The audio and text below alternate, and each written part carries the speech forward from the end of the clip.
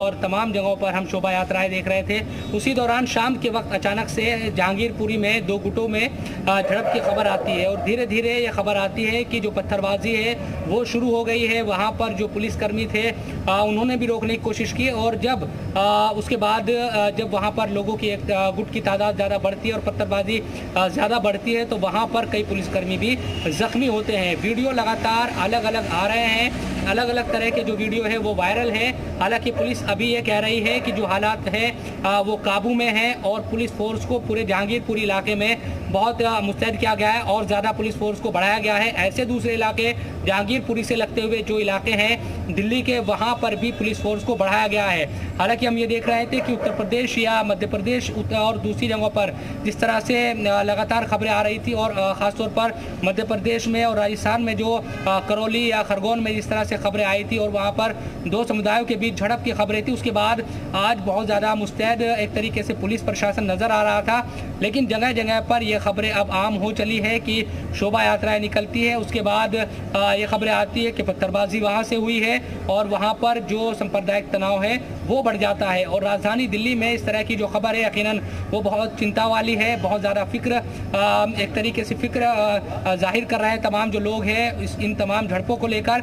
अभी रात का समय चूँकि हो चला है और इन तमाम जो घटनाओं की अगर बात करें, दिल्ली के जहांगीरपुरी में जो घटना हुई है वो तकरीबन 2 घंटे पहले से शुरू हुई थी। कई जगहों पर इस तरह की जो झड़प की खबरें हैं वो लगातार आती रही, कई वीडियो भी वायरल हो रहे हैं। लेकिन पुलिस ये कोशिश कर रही है कि इन घटनाओं को आगे बढ़ने से रोका जाए, क्योंकि जहांगीरपुरी के आसपास के कुछ इलाके ऐसे हैं जहां पर जो असामाजिक तत्व है इस आग को फैलाने की कोशिश कर सकते हैं। इसीलिए पुलिस पूरी तरह से मुस्तैद दिखाई दे रही है अभी और हालात पर काबू पाने की पूरी कोशिश की जा रही है। कई जगहों पर है कि अब आगे हालात और खराब ना हो, बाकी जो इलाके हैं आसपास के वहां पर ऐसी तस्वीरें ना देखने को मिले और कई लोग इसमें एक्टिव हो जाते हैं। सोशल मीडिया पर तरह तरह के मैसेजेस आते हैं, तो यहां पर पुलिस के सामने, प्रशासन के सामने चुनौतियां बहुत बड़ी हैं। शोएब, उसको कैसे मैनेज किया जा रहा है? देखिए कई बार अनुज ऐसा ठीक है शोएब, रुकिए आप हमारे साथ आदेश गुप्ता भारतीय जनता पार्टी से जुड़ गए हैं। आदेश गुप्ता जी, स्वागत है आपका। ये दिल्ली में जो तस्वीर निकलकर सामने आई है सर, मैनेज करना बहुत मुश्किल है आगे क्योंकि सतर्क रहने की जरूरत है। देखिए, बहुत ही दुर्भाग्यपूर्ण घटना है। जिस तरह से हनुमान जयंती के अवसर पर शांतिपूर्ण उस यात्रा के ऊपर जहांगीरपुरी में पथराव किया गया, ये बहुत ही गलत हुआ है। और जो भी असामाजिक तत्व हो या जो इस तरह की तत्वों को संरक्षण देते हैं, मैं उनसे भी सवाल पूछना चाहता हूं कि वही लोग रोहिंग्या मुसलमानों को यहाँ दिल्ली के अंदर उनको पानी उपलब्ध कराना, उनको बिजली उपलब्ध कराना और ऐसी मानसिकता को बढ़ावा देते हैं। मैं समझता हूं कि ये बहुत ही दुर्भाग्यपूर्ण है कि दिल्ली के अंदर एक शांतिपूर्ण धार्मिक यात्रा के ऊपर पथराव किया जाना। जरूर उसकी जांच दिल्ली पुलिस करेगी और उसमें जो भी दोषी होंगे उनको सजा मिलनी चाहिए, जिन्होंने सांप्रदायिक धार्मिक सद्भाव बिगाड़ने की कोशिश की है। और इसके पीछे जो मंतव्य है उसमें दिल्ली सरकार को भी, जो बांग्लादेशी और जो रोहिंग्या दिल्ली के अंदर जिनको वो पोषित करने का काम कर रहे हैं, ये भी बहुत गलत हो रहा है। यहां पर एक कड़ी कार्रवाई की जरूरत है। आपको लगता है आदेश गुप्ता जी, एक नजीर पेश करने की जरूरत है कि दोबारा ऐसी तस्वीरें हमारे सामने ना आए? बिल्कुल, जो लोग इसमें दोषी हैं उनको कड़ी से कड़ी सजा मिलनी चाहिए और उनको कोई राजनीतिक संरक्षण नहीं होना चाहिए। जिस तरह पहले देखा गया, टुकड़े टुकड़े गैंग हो या दिल्ली नॉर्थ ईस्ट में दंगों को लेकर आम आदमी पार्टी के लोग दोषी पाए गए और उसमें दिल्ली की आम आदमी पार्टी और दिल्ली सरकार ने उन पर कोई कार्रवाई नहीं की। तो सवाल है कि राजनीतिक रूप से भी उनको कोई पार्टी संरक्षण देती है तो ये सरासर हिंदू समाज के साथ बहुत बड़ा विश्वासघात है। आदेश गुप्ता जी, यहाँ पर आप लोग की तरफ से क्या कदम उठाया जाएगा, क्योंकि ये बहुत बड़ी खबर है।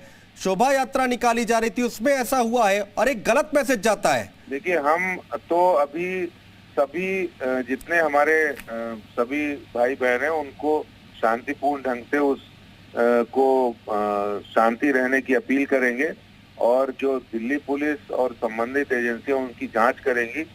जो जांच में दोषी पाए गए उनके ऊपर जरूर कड़ी से कड़ी कार्रवाई होनी चाहिए। आदेश गुप्ता जी, अब आपको लगता है दिल्ली पुलिस के सामने एक बड़ी चुनौती है, क्योंकि बहुत सारे लोग हैं जो सोशल मीडिया पर एक्टिव हो जाते हैं, तरह तरह के मैसेज भेजते हैं, भ्रमित करते हैं लोगों को, उन पर भी लगाम लगाने की जरूरत है?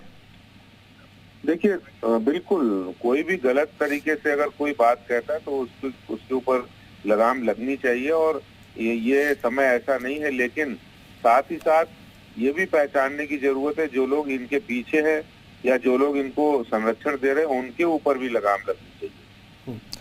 आदेश गुप्ता जी, बहुत शुक्रिया हमारे साथ जुड़ने के लिए, तमाम बातचीत करने के लिए। तो शोभा यात्रा और उस पर पथराव हुआ है और ये तस्वीरें लगातार हमारे सामने आ रही हैं, अलग अलग वीडियोस हमारे सामने आ रहे हैं और ये बड़ी खबर हम आपको बता रहे हैं। दिल्ली हिंसा पर कपिल मिश्रा का बयान आया है। इस वक्त की बड़ी खबर, शोभा यात्रा पर पथराव, आतंकी हमला। कपिल मिश्रा की तरफ से कहा गया घुसपैठिए कर रहे हैं भारतीयों पर हमला। तो ये बड़ी खबर हम आपको बता रहे हैं। तो कपिल मिश्रा जिन्होंने ये बयान दिया है और कहा है कि शोभा यात्रा के ऊपर जो पथराव हुआ है, जो हमला हुआ है, वो एक आतंकी हमला है। बाहरी लोग जो है, घुसपैठिए जो है, वो हमला कर रहे हैं। शोएब हमारे सहयोगी हमारे साथ जुड़ चुके हैं। शोएब, जिस तरीके से बयान निकलकर अब सामने आ रहे हैं, लगता नहीं है कि मसला इतनी जल्दी शांत होने वाला। बयानबाजी शुरू हो चुकी है, राजनीति होगी इस पर अब। देखिए अनुज, दिल्ली ने 2020 में एक दंगा देखा था और हमने देखा कि वहाँ जब दंगा हुआ था दिल्ली में, और चाहे सीलमपुर इलाका, जाफराबाद या आगे के जो इलाके हैं, वहाँ काफ़ी बड़ी तादाद में लोगों का नुकसान हुआ था। तो मुझे नहीं लगता कि तमाम जो लोग हैं वो इस बात से वाकिफ़ है कि इस तरह से अगर सांप्रदायिक जो भी नफरत है या सांप्रदायिक जो भी हालात अगर इस तरह से बनते हैं तो वो किसी के लिए भी ठीक नहीं है। इसलिए तमाम जो लोग हैं वो इस कोशिश में, प्रशासन इस कोशिश में है कि जो ये जहांगीरपुरी की आग है इसको आगे बढ़ने से रोका जाए। हालांकि हम देखते हैं कि नेताओं के बयान तो आते हैं, दोनों तरफ से जो बयानबाजी है वो शुरू हो गई है। सोशल मीडिया पर सबसे बड़ा जो चैलेंज है इस वक्त पुलिस के लिए वो ये है कि कई